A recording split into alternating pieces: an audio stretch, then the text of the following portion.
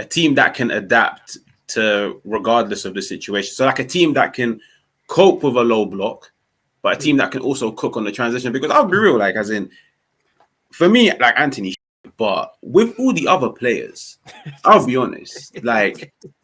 But when you look at Sancho, for example, like the one narrative that I never got on board with this whole season was like, oh, Sancho needs X profiles and he needs a certain formation and this and that. But when you look back on the season, Sancho had 2 games this year where he was man of the match. Like in my opinion, and I'm a very like harsh critic on Sancho. 2 games where he was man of the match, and those 2 games were transition ball at its finest, and it was against Chelsea and against Everton. But I don't even think it's transition ball though. Like I'll be honest, like I think. Well, what do you think it is? You don't think it's rock and roll, heavy metal football? No, I think it is rock and roll, especially in the final third. But I'll be real, like I still wouldn't say rock and roll is transition ball. Like transition ball for me is like Ollie, where it's like just sit back, let them have the ball, or like even Mourinho in his prime, like sit back, 2 banks of 5, and then just wait for the opposition to make a mistake, and then just go along route 1. I think but that's more counter-attacking than transition, innit? Transition is just a phase of play, innit? Like if all the emphasis is in the transition, the period between defending and attacking in terms of when you win the ball and how you go, as opposed to just sitting back and letting the other team have the ball. Do you understand what I mean? And they're very similar as well. Like whether it's so I wouldn't say that we're gonna. I wouldn't say that.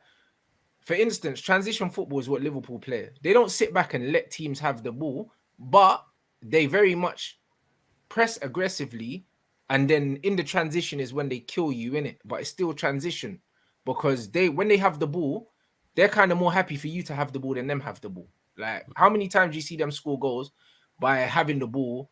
Teams sit back and they're popping. A lot of the time when teams play like that, they die against low blocks, bro. And you've seen that they struggle against low blocks like we do. Not as much as us, but they still struggle more against low blocks. Whereas teams like Man City that control the game, teams like Brighton, you can sit back against them, they'll pick you off. Do you know what I'm saying? I think that the way that we play and the way that Liverpool play, we almost want you to have the ball and to come at us so we can win the ball off you and then hit you on the transition, as opposed to us sitting super deep and being compact, if that makes sense.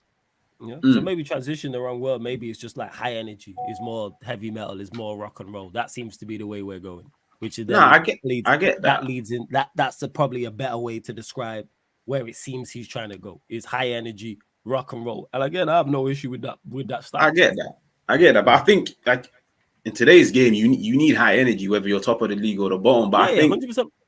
I think he wants to build a team where it's more like a team that can adapt to regardless of the situation. So like a team that can cope with a low block, but a team that can also cook on the transition. Because I'll be real, like as in, for me, like Antony, but with all the other players, I'll be honest, like but when you look at Sancho, for example, like the one narrative that I never got on board with this whole season was like, oh, Sancho needs X profiles and he needs a certain formation and this and that. But when you look back on the season, Sancho had 2 games this year where he was man of the match. Like in my opinion, and I'm a very like harsh critic on Sancho.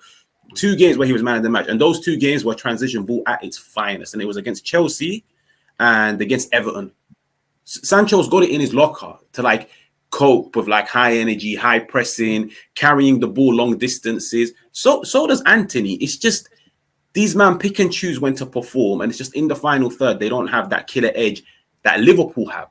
So I think he's building a team where it's like, sweet, if we come up against, I don't know, like Sheffield United, I think they got promoted, and they decide to sit back against us, that's where I'm going to focus on Sancho's technical ability and his passing in the final third and his intelligence. Antony, I'll be real, you ain't going to focus on shit because that guy don't bring nothing to the table. But at least with Sancho, he's got nah. Don't get me started on him. That's what it is. You're my guy, yeah.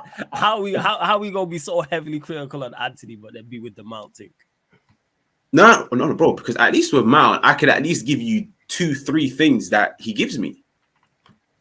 But okay, I'll ask you the question. Like, what's Antony good at? I don't even want to turn it into an Antony segment. Yeah, we won't turn it into it. I think I understand the criticism of him, but I think you're being slightly harsh. One, I think he is a very good ball carrier. Him carrying the ball up the pitch, 110%. The amount of times I've seen him get the ball, whether it's on the right on the touchline or towards the right hand side, and he'll pick up the ball and he'll carry it. That's one thing he's good at. We're talking about off the ball attributes as well. I've seen him get back many a times in terms of tracking fullbacks. That's that's one thing that I didn't understand the criticism of. Do we need to see much more from him?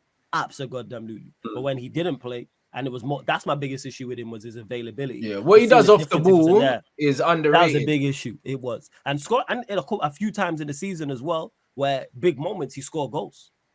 And like that's something that is people have been very critical of Sancho for, is no impact. Like that's one thing.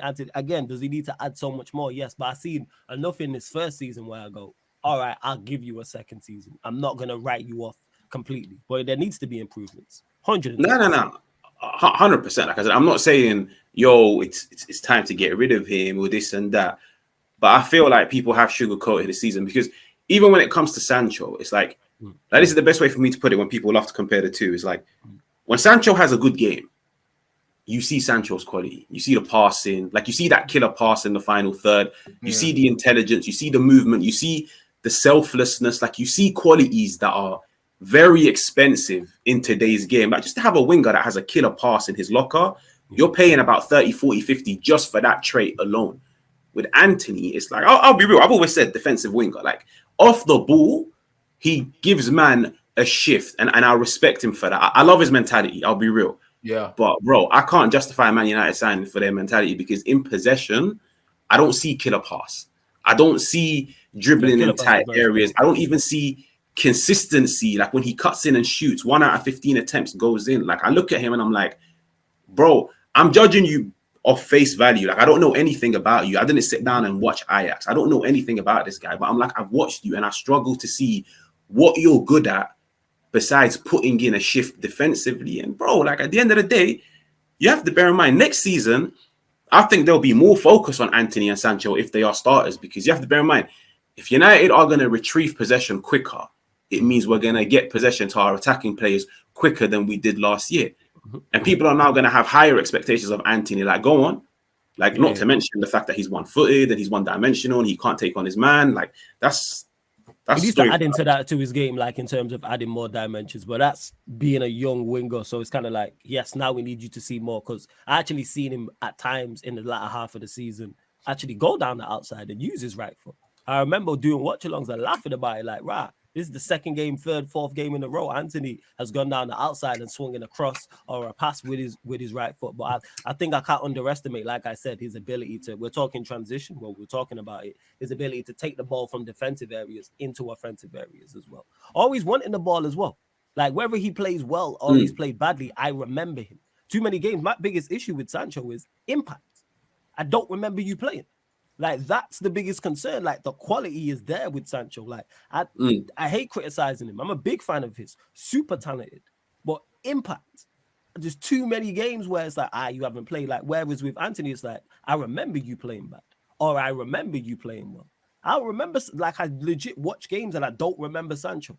But the fact that you remember Antony not playing well, and you don't remember Sancho not playing well, is the thing is with Jadon, if he doesn't have an impact on the GA, most of the time, he don't give the ball away and he's just safe, innit? People say, oh yeah, cool, he's not direct enough and stuff like that. That's why even when he gets subbed off, man gets subbed off with 88% pass completion, innit?